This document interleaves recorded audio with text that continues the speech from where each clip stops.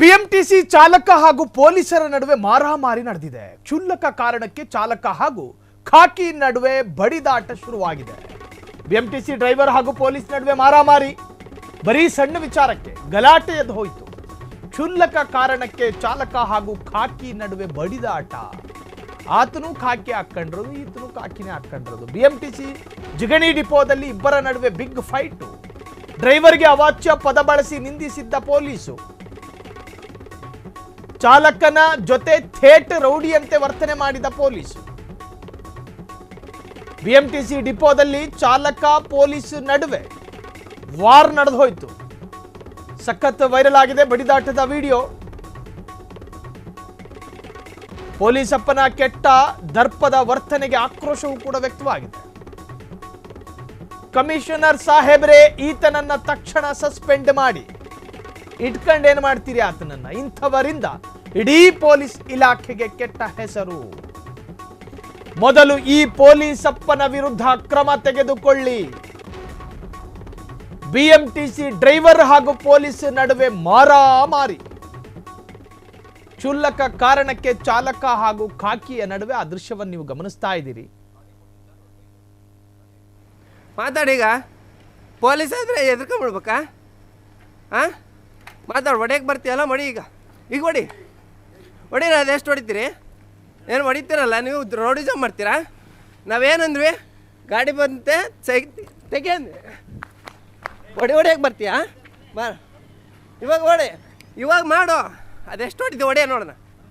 ನೋಡ್ರಿ, ಪೊಲೀಸ್ ಆದರೆ ನಮಗಲ್ಲ. ನಾವೇನಂದ್ವಿ, ಅಲ್ಲಿ ಗಾಡಿ ಸೈಡಿಗೆ ಐತೆ ತೆಗೀರಿ ಅಂತ ಅಂದು.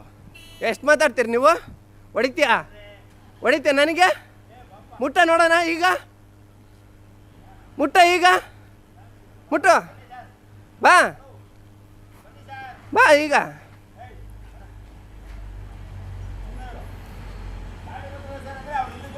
ನಾಲ್ಕೈದು ಗಾಡಿ ಬರ್ತೇವೆ, ಸ್ವಲ್ಪ ಹಿಂದಕ್ಕೆ ತಗೊಳ್ರಿ ಸರ್ ಅಂತ ಅಂದರೆ ನೀವು ನನಗೆ ಹೊಡೆಯಕ್ಕೆ ಬರ್ತೀರಾ? ತೆಗಿಯಲ್ಲ ಅಂದಿಲ್ಲ ಮತ್ತೆ? ಯಾಕೆ ಹೊಡೆದಿದ್ದು ನನಗೆ? ಹೊಡೆದಿದ್ದ್ಯಾಕೆ ನೀವು?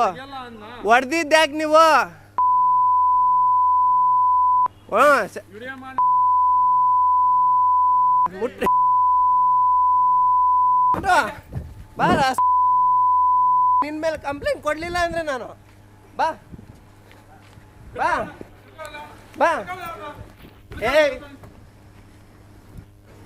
ಬರ್ರಿ, ಅದೆಷ್ಟು ಜನ ಬರ್ತೀರಿ ಬರ್ರಿ.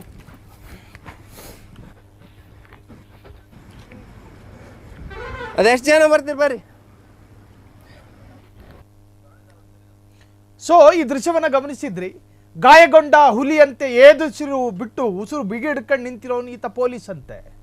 ಈತ ಆ ಡಿಪೋದ ಚಾಲಕನಿಗೆ ಹೊಡೆಯೋದಕ್ಕೆ ಹೋಗೋದು. ಆತನ ಬಾಯಿಂದ ಒಂದಷ್ಟು ಅಸಹ್ಯ ಮತ್ತು ಹೊಲಸು ಪದಗಳು ಕೂಡ ಉಚ್ಚಾರ ಆಗಿದೆ. ಅದನ್ನ ಕೇಳಿಸಿಕೊಳ್ಳೋದಕ್ಕೂ ಕೂಡ ಸಾಧ್ಯ ಇಲ್ಲ, ಅಸಂಸದೀಯವಾದಂತಹ ಪದ ಅದು. ಸೊ ಇನ್ನು ಈ ದೃಶ್ಯ ಈಗ ಸಖತ್ ವೈರಲ್ ಆಗ್ತಾ ಇದೆ. ಎಲ್ಲಿಯವರೆಗೂ ಅಂತ ಹೇಳಿದ್ರೆ, ಒಬ್ಬ ಮನುಷ್ಯನಿಗೆ ಸ್ವಂತ ಹೆತ್ತವರು ಕೂಡ ಹೊಡೆಯೋದಕ್ಕಾಗಲ್ಲ ಈ ಕಾಲದಲ್ಲಿ. ಅಷ್ಟೇ ಯಾಕೆ, ಪಾಠ ಕಲಿಸೋ ಮೇಷ್ಟ್ರು ಕೂಡ ತನ್ನ ವಿದ್ಯಾರ್ಥಿಯ ಕೈಗೆ ನೋವು ಬರುವಂತೆ ತಕ್ಷಣಕ್ಕೆ ಬೆಚ್ಚಿ ಬೀಳೋ ತರನು ಹೊಡಿಬಾರ್ದು, ನಿಯಮಗಳಿದಾವೆ. ನ್ಯಾಯಾಲಯದ ಅದೆಷ್ಟೋ ಪ್ರಕರಣಗಳು ತೀರ್ಪು ಕೂಡ ಪ್ರಕಟ ಆಗಿತ್ತು.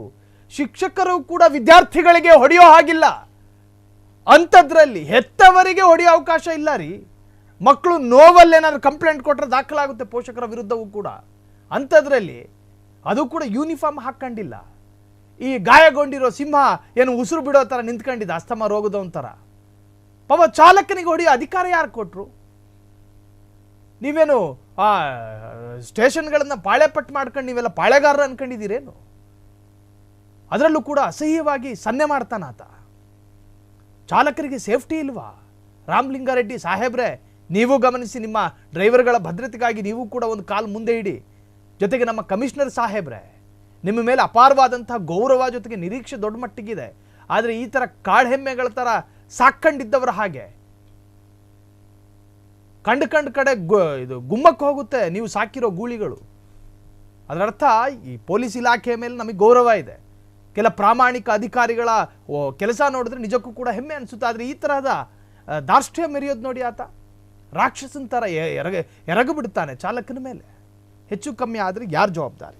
ಎಸ್, ಈ ವಿಡಿಯೋ ಈಗ ಸಖತ್ ವೈರಲ್ ಆಗಿದೆ. ಕ್ಷಣ ಕ್ಷಣದ ಸುದ್ದಿಗಳಿಗಾಗಿ ಫ್ರೀಡಂ ಟಿವಿ ಸಬ್ಸ್ಕ್ರೈಬ್ ಮಾಡಿ, ಲೈಕ್ ಮಾಡಿ ಹಾಗೂ ಫಾಲೋ ಮಾಡಿ. ಹೊಸ ಸುದ್ದಿಗಳ ನೋಟಿಫಿಕೇಶನ್ಗಾಗಿ ಬೆಲ್ ಐಕಾನ್ ಮೇಲೆ ಕ್ಲಿಕ್ ಮಾಡಿ.